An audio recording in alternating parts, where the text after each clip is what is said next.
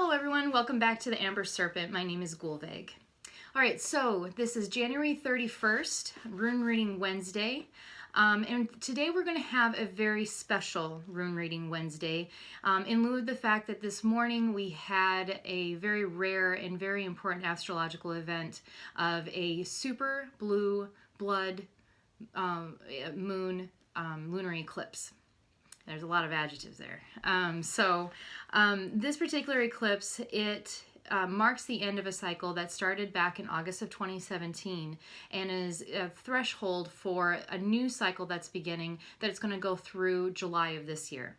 So think back to what may have been going on in August of 2017 in your own life. Were there seeds that were planted for new beginnings of that particular cycle that is just either now closed for you, or at least whatever it is that was planted back in August? It may also be that particular project or relationship or whatever it was that was new, that was beginning, has reached some sort of maturity.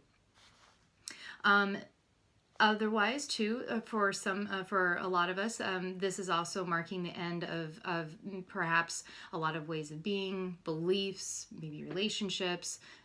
People may be wanting to change up jobs and careers. So there's a lot going on for a lot of folks. And right now what we are at is we are at that threshold. We have now stepped through that threshold, through that doorway with the eclipse, and we are stepping into a new beginning of a new cycle and that will last until July. And we have Super Magical Kitty here to help us. This is little girl. She's also known as Princess Pretty Paws. Say hi. Hi.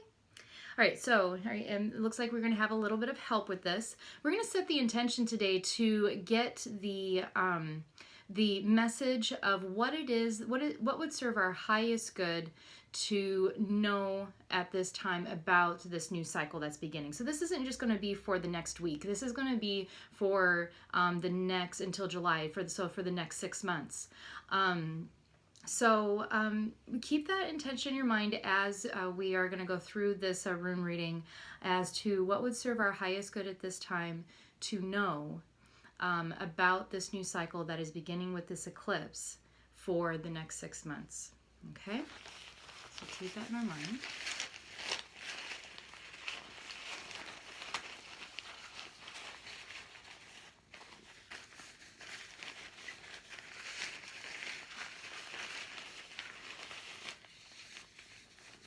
And blow that intention into the runes.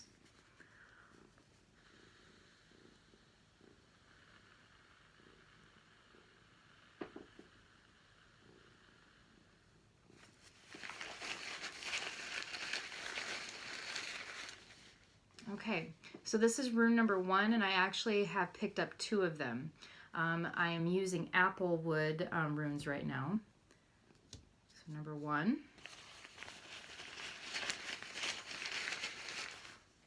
2. And number 3. All right, so go ahead and just have in your mind, if this is your first time joining us, you'll prioritize which runes speak to you the most. So is number 3 the one that seems the most intriguing, followed by 2, followed by 1, for example. So have in your mind which ones seem the most important to you, that draw your attention the most.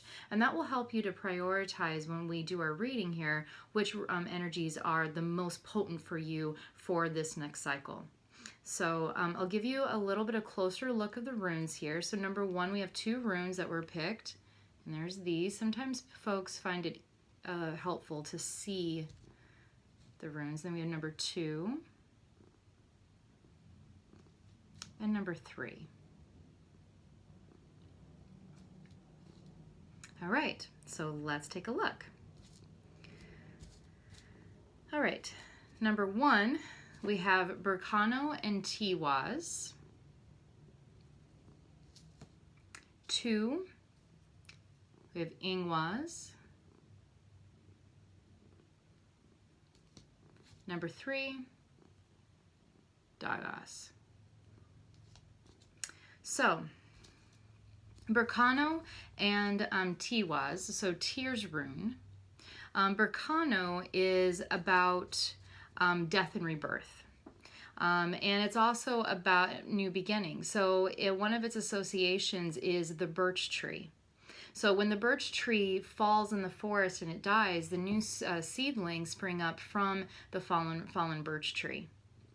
And so this is very much tied to like the death and rebirth process.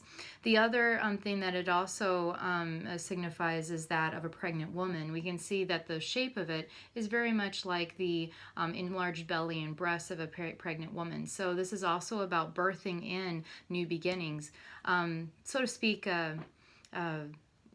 giving birth to new ways of being and giving birth to oneself. So the basically kind of like recreating herself. In addition to that, which is very interesting that these two came out together when we drew them, is we have Tyr's rune, which is Tiwaz, and Tyr's rune is about one of the things it's about is about self-sacrifice is one aspect of it for the greater good. And it's also associated with the North Star. So it's also associated with divine celestial direction. So these two together are very auspicious. So the way that I would interpret that would be that there is going to be that this new cycle is going to be giving opportunities for us to make certain sacrifices, to let certain things go. And some of these things may actually be quite difficult. Certain habits, addictions, and belief systems can be really hard to let go of in order to give birth to new ways of being, but also with that whole North Star celestial direction aspect of it is in order to make that decision as to what things need to go, it's very important to tap into our own inner knowing, to maybe call upon our guides, to meditate or pray or whatever our spiritual practice is in order to be able to tap into that higher knowing. Our conscious mind isn't the higher knowing. Our conscious mind is really just a computer that weighs out the pros and cons and processes ones and zeros. But there is that higher knowing, that intuitive knowing where we feel it in our body, which things are serving our highest good and which things are not. So there's going to be some things that are going to go as a result of this death and rebirth process, for us to be able to mature, to grow, and to move on in a way that would support our growth and evolution. With that, we have this death and rebirth cycle that is actually going to be planting the seed. So Ingwaz is like is a seed. It's a very masculine rune, and it's going to be planting the seed. I really look at 2 and 3 as really talking to each other for something that is going to allow us to have a more enlightened viewpoint, a more enlightened perspective. Dagas is about the right and the left brain connecting to the pineal gland. So it's very much about intuition. This is the rune that means daytime. So it's the rune that it illuminates the darkness, illuminates the ignorance, the illusions that we may hold and not even know it. Bring those things up to awareness so that we can live more consciously. So these seeds that are going to be planted, there's going to be some things that are going to go, and there's going to be some rebirth. But even though that this cycle is only lasting until July, this is going to have much farther reaching effects depending on what it is that we plant. So this whole like being aware in the North Node aspect of Tears Rune is very important, because it's going to be very important for us to have that intuition to know which seeds are going to be worthwhile planting, because it doesn't do any good to let go of stuff if what we end up planting is more junk that doesn't actually serve our highest good, and or is perhaps what we're planting, things that we are doing just simply because we feel like we quote unquote should. Shoulding all over ourselves doesn't help anybody. It's not respectful to ourselves. It's not respectful to anybody else either. So that's why making those decisions from an intuitive inner knowing is really important, because a lot of times we might just end up spinning our wheels and not really getting very far, and then we become frustrated because we made decisions based on what it is that basically based on a self-judgment on what we thought we should do, not on what our inner knowing really told us that we should, that would serve our highest good. And sometimes that inner knowing, sometimes it doesn't necessarily make logical or rational sense at first. Sometimes it's more of a trust, of a faith that we know that we're on the right path. So these seeds could either be really potent, that can create long-term effects that will help support our growth and evolution. Oh, I guess we're done.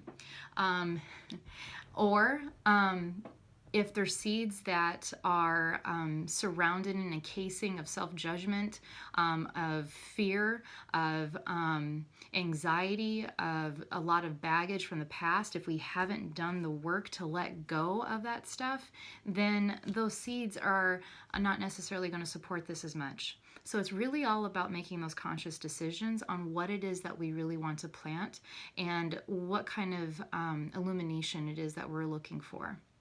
So it's a really an exciting time, because this cycle coming up through July is allowing us the opportunity to have freedom on a whole different level than we may have ever experienced before in our life. I'm personally very excited for this period, for the next 6 months.